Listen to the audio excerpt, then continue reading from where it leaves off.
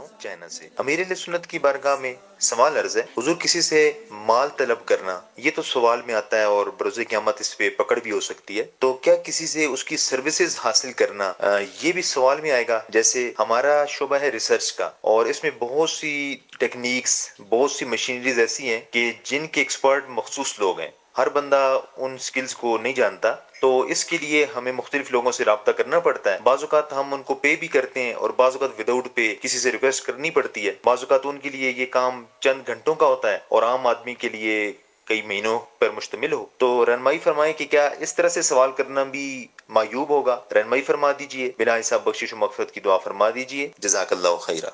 वैयाकुम। Sir, हर सूरत में माल तलब करना नाजायज सवाल तो नहीं है। बात सूरत ऐसी होती है जैसे माँ बाप से भी बच्चा मांगता है, बड़ा भी मांगता है, या माँ बाप अपने बड़े बेटे से मांगते हैं मुझे दो, या दोस्त जिनमें आपस में अंडरस्टैंडिंग होती है एक दूसरे से ले लेते हैं, मांग लेते हैं। तो इनमें भी कोई ऐसी सूरत नहीं है नाराज़ी। यहाँ भी मतलब ये देखिए बुराई नहीं है, नाजायज़ नहीं है। ये जो सवाल, जिस सवाल से जिल्लत होती है ना, तो वो सवाल जो है कि जैसे कि बाद लोग की मांगने की आदत होती है और लोग इसको पसंद नहीं करते, फिर भी ये मांग रहा होता है, तो ये तो नाजायज़ है। और ये जिल्लत, इस पे बंदा जलील होता है, उसकी इज्जत खराब होती है, और ये मांगना जो है ये नाजायज़ है, गुनाह का काम है। तो जैसी सूरत, इसी तरह सवाल की एक सूरत ये भी है कि जैसे किसी से मशक्क़त का काम लिया, अब मजदूर करने के बजाय किसी और को पकड़ लिया कि यार ज़रा यहाँ पहुँचा दो ना, अब ये बेचारा तकलीफ से आपको पहुँचाए, तो ये भी ज़रा कि उसको परेशानी तो होगी ना, यार 2 टके बचाने के लिए मुझे मुसीबत में डाला। अच्छा, बाद होगा ये सवाल और भी ख़तरनाक होता है, जैसे यूँ मतलब वो फ़ज़ाइल दुआ में बड़ी प्यारी बातें इस ताल्लुक़ से लिखी है कोई आखिरी सफ़हात पर। मसलन ये कि पीर साहब ने अपने मुरीद से कुछ मांगा,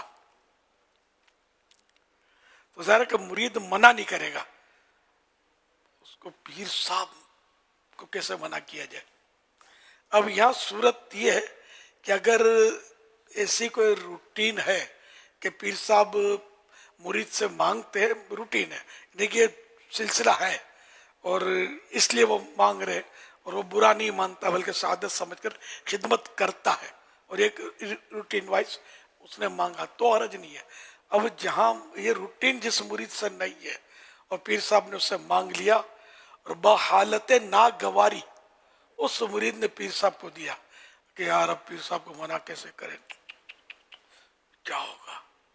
ऐसी सूरत में इन्हें नागवारी की हालत में पीर साहब इसे मना कैसे करूं, उसने दिया, ये पीर साहब के हक में हराम है, और बस सूरत गस्ब है, जैसे वो छीना हुआ माल पीर साहब पर वाजिब है कि वापस लौटा दें, और पीर साहब वापस लौटाएं, है ना। तो पीर साहब मांगे काहे को, जो अपनी बेइज्जती करें। बाज़ों की ऐसी अजीब तरकीब होती है।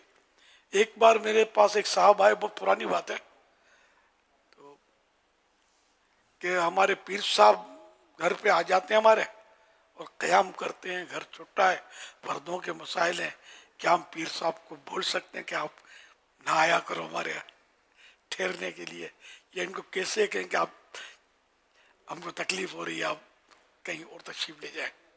बेचारा वो ऐसा सादतमंद मुरीद था कि वो उसने मुझसे आकर सवाल किया था।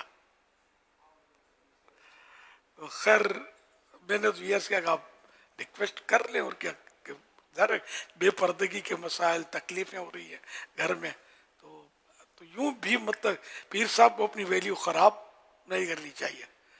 कोई 10 बार बोले ना पीर साहब को तशरीफ़ लाएं, आइए आइए, तब जाकर पीर साहब हाँ बोले, इसमें इज्जत है।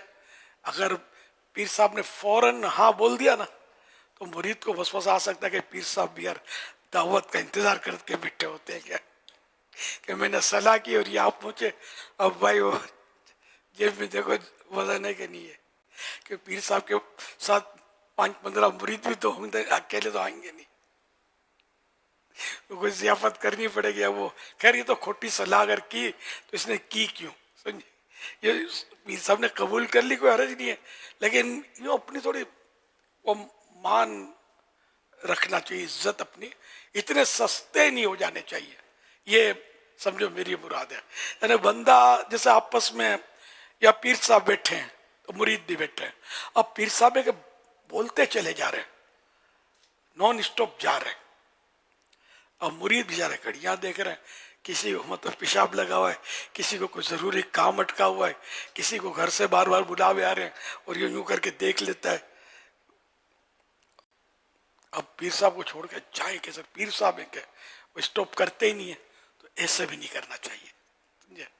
बल्कि सही बात है कि किसी अक्लमंद ने बड़ी प्यारी बात की थी कि अपने जो भी पीर साहब हो या जो भी लीडर हो, जैसे हमारे निगरानी से, रुकने शुराई से, है ना, बड़ी सतह के जो भी दावत इस्लामी के जिम्मेदार हैं, उनके लिए, सबके लिए, मुझ समेत इबरत वाली बात है कि आधी बात करनी चाहिए। मिसाल है, मतलब नहीं आधा मसला बताए, बात किसी से करे तो आधी बात करे, कि अगला इंतजार करे कि अब कुछ और बताएं तो अच्छा, बोले तो अच्छा। अब इतना ना बोले कि अगला मतलब घड़ी देखे कि अब ये चुप होंगे कि नहीं, ताकि मैं आगे बढ़ूं। तो ये समझाने की बात है, लोगों की नफ्सियात के मुताबिक जो बात करता है, मुलाकात में भी नफ्सियात के मुताबिक उसका टाइम लेता है। बाज़ों की ऐसी आदत खराब होती है, वो मतलब वाकई नजर बचानी पड़ती है कि देख लिया, अस्सलाम वालेकुम, ओ जरा 2 मिनट, 1 मिनट, वो तो वो यूं तो वो, अरे बाप रे बाप, वो जो शुरू होगा ना तो अपना जो होना का हो गया। ये बस वो जिसको गुंदरिया भी बोलते हैं, गूंद की बोरी गिरा दी अपने पाँव के नीचे, चिपक गया। अब ये अपने को हिलने नहीं देता, हाथ पकड़, बाजू में होते बिल्कुल हाथ पकड़ के रखते हैं, ये हाथ हिला हिला कर यूं यूं करके झटके मार मार के अपनी बात वो किए जा रहे होते हैं। तो ये मतलब है कि बड़ा बेजार करते हैं, ऐसा नहीं करना चाहिए कि यानी कि अपने हाथों, भले आप सरमायादार हैं, मालदार हैं, बड़े ओहदे के मालिक हैं, आपका इंप्रेशन इस सूरत में रहेगा कि आप कम बोले, खामोश रहे, ज्यादा वक्त खामोश रहे, बोले तो ऐसा बोले कि उसको कुछ सीखने को मिले, उसकी मालूमात में इजाफा हो। मगर क्या मालूमात या क्या सिखाना, ये सब मुसल्लत नहीं होना चाहिए। अगले की नफ्सियात के मुताबिक, उसकी अक्ल और समझ के मुताबिक जो कलाम करे ना, वो कामयाब है। कल्लमिन नासा अला क़दर उक़ूलिहिम, कि लोगों से उनकी अक्लों के मुताबिक बात कर, कलाम कर। तो ये हमको आता नहीं है।